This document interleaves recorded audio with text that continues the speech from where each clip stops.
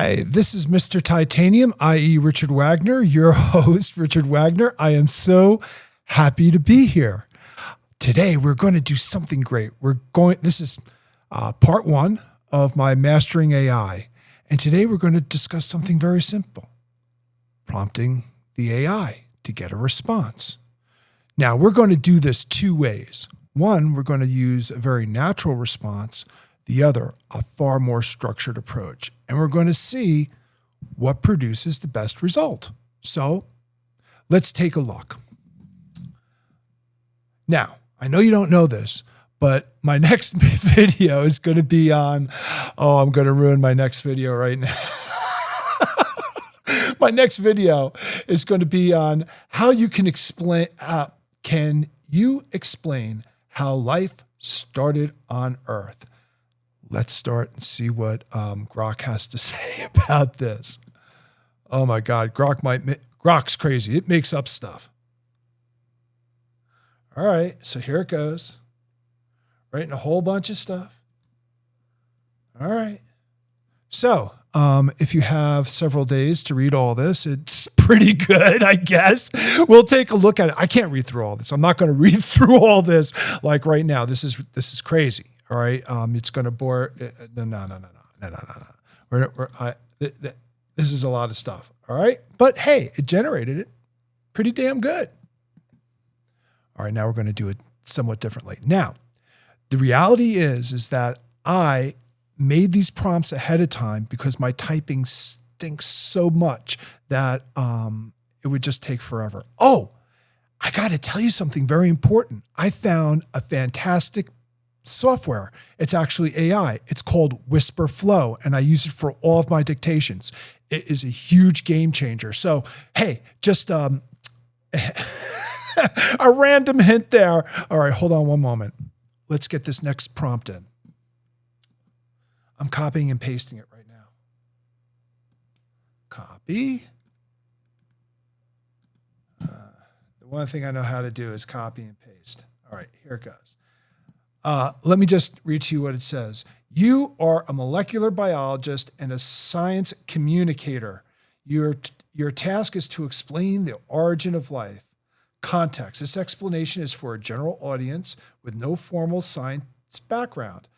The explanation should cover early Earth conditions, formation of organic molecules, the transition from chemistry to biology, approximate time frame, 4 billion years ago, format clear section headings, concise paragraphs, no more than 300 words, thank God, and avoid unnecessary jargon. Totally hate that jargon. All right, let's see what it does. All right, well, that's a hell of a lot better. All that other stuff condensed right into here. All right, I can read this. Early Earth conditions. About 4.5 billion years ago, Earth was a hot, violent world with no oxygen in the air. Frequent volcanic eruptions and oceans forming about 4.4 billion years ago.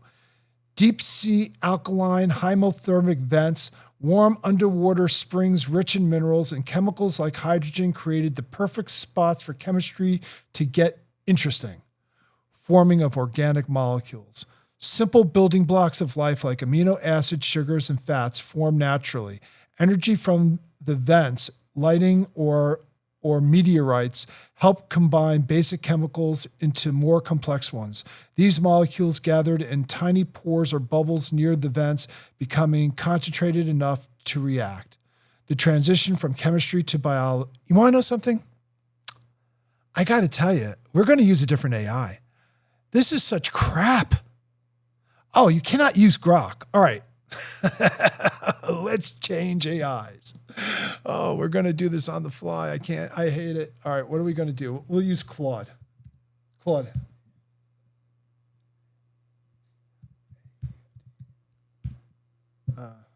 I can't spell worth jack. Here, I got it. All right. So wants to know how I can help you. Here, I'm going to do the first one. We should have gone to her. We should have gone to her all along. Oh my God. Dude, I hate Grok.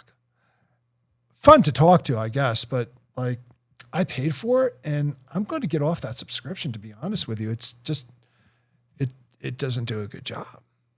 It's kind of good with some technical stuff though. All right, here we go. This is already so much better. Look at this. All right, it's not bad. This actually broke it down pretty close to what ultimately I would have wanted. It talks about all sorts of stuff. I could read this, but let's just see what happens when I give it structured. This is pretty good. This is not bad at all, to be honest with you.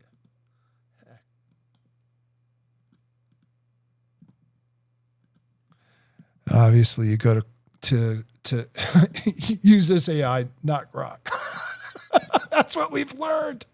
Well, but that's an important thing to learn. But that wasn't the point. I wasn't trying to teach that. I was trying to show how two different prompting methods one produced all right results and one produced much better results. Oh, this is really better.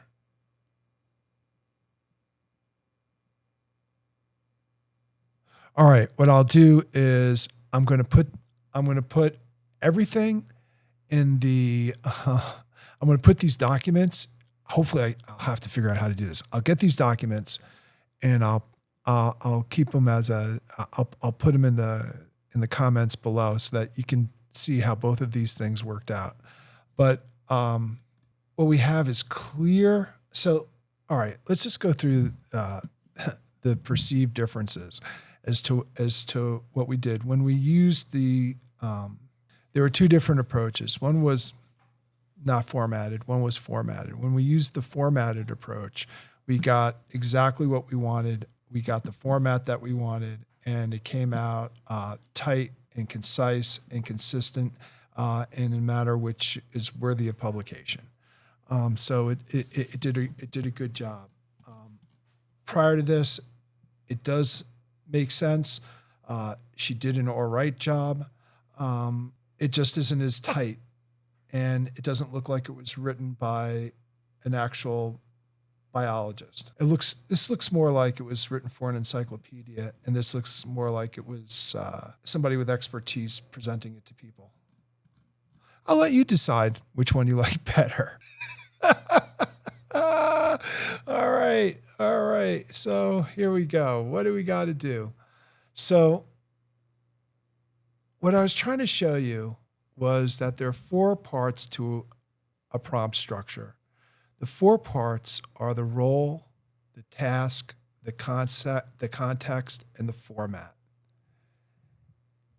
And the role is the persona. So in our example, it was the molecular biologist.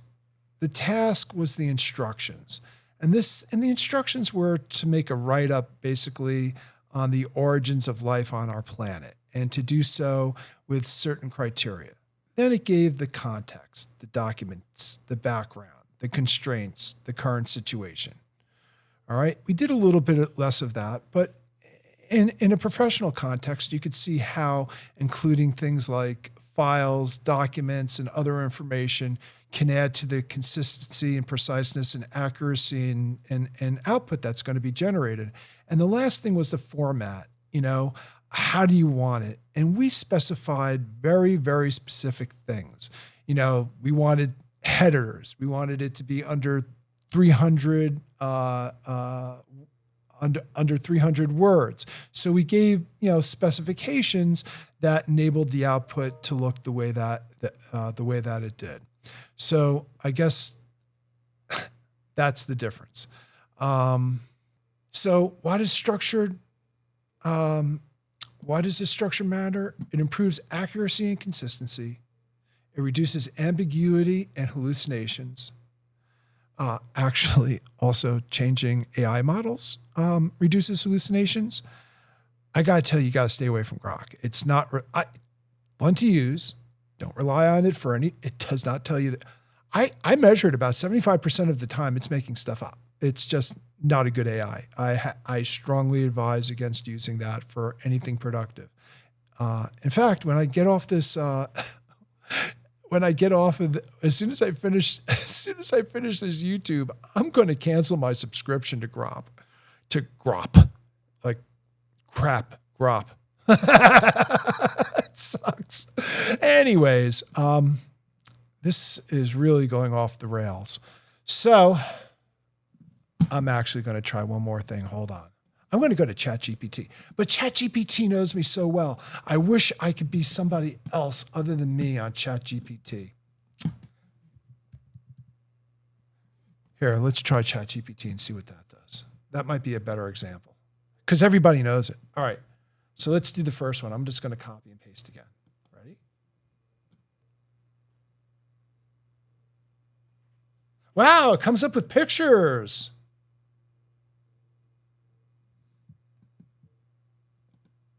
Oh my God, look at all this. I gotta tell you, this looks so good. All right, well, ChatGPT just created my entire YouTube presentation. This is absolutely marvelous. I want to thank you. I'm so glad that I put in such a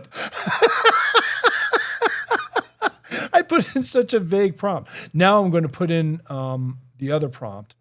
And I'm absolutely not going. I actually prefer this, but the next one is going to be much more concise and actually better for the instructions. I mean, there's a lot of information that just came out. ChatGPT did a great job. All right, now let's see what it's going to do. All right, so it condensed all that into this. And the reality is that this looks really good. This is a very compelling. None of the other ones put in graphics into their presentation. So I guess we're at like ChatGPT wins. But let's see what the difference is between the first and the second. Okay, so this seems to like ramble on a little bit. It's a lot longer. It doesn't go into real good explanations.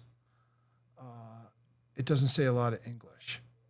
This actually changes quite a bit and is more of a narrative. About 4.5 billion years ago, the Earth was hot and unstable and violent volcanoes. So here it seems to do a much better job of breaking down the different sections, of making a highlight, and then actually having a narrative that explains this instead of using simple bullet points. So this actually, even with ChatGPT, there can be no doubt that the prompt creates a much more refined and exacting output. So prompting is really important. So here's just another example. All right, so what did we learn today? Well, we learned that models don't get smarter. However, our prompting can become a lot clearer. So if you remember one thing from today, be clear with your prompts. All right. Finally, the other thing we learned was that Grok doesn't give reliable results, which is something that I already knew. Claude seems to be pretty good, but ChatGPT includes pictures. And, well, who doesn't like pictures? We probably could have told it, hey, no pictures, but that would be boring. Anyways, I hope you have a great rest of your day. This is the first part of Mastering AI.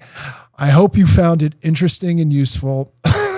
And I look forward to speaking to you next time. Please remember to subscribe, please. I want to see you again. So bye-bye. Have a great rest of your day.